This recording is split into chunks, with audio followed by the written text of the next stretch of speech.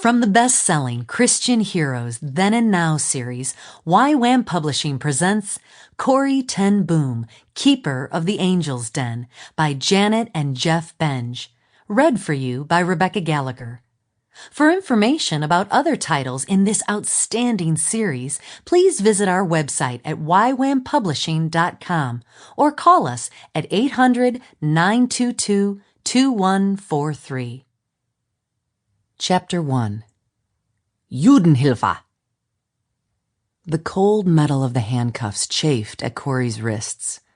Her left arm was handcuffed to her older sister Betsy, and her right arm to her father, and each of them was handcuffed to someone else.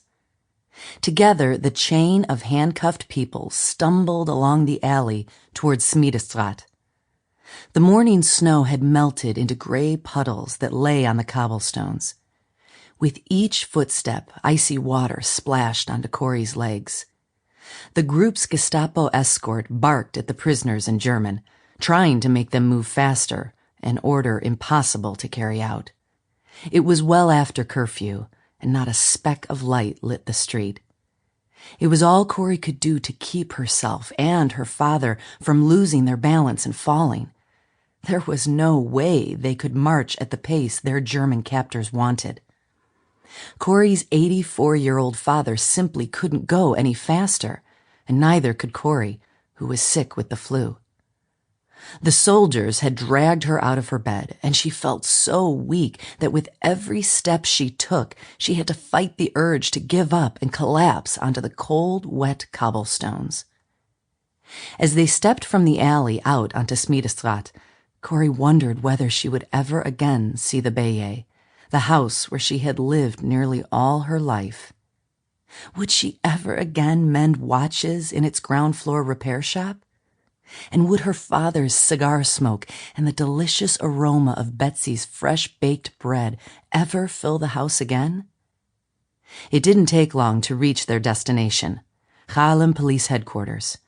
For all of Corrie's life, police headquarters had been a place of safety and protection.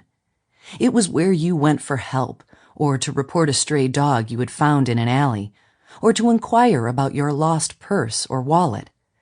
But now it had become a place where people were taken and never heard of again. A place of fear and betrayal where ugly, unspeakable crimes were committed.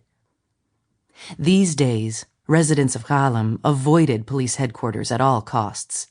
Fear and dread squeezed Corrie's stomach as the large wooden door to the building swung open and the group was herded inside. The glare of the lights overhead stung Corrie's swollen, blackened eyes as the line of handcuffed prisoners was led down a corridor into an old gymnasium at the rear of the building.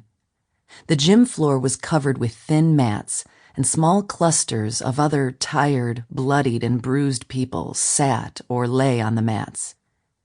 Corrie and her family were obviously not the first prisoners to be rounded up that night. Those already on the mats hardly stirred.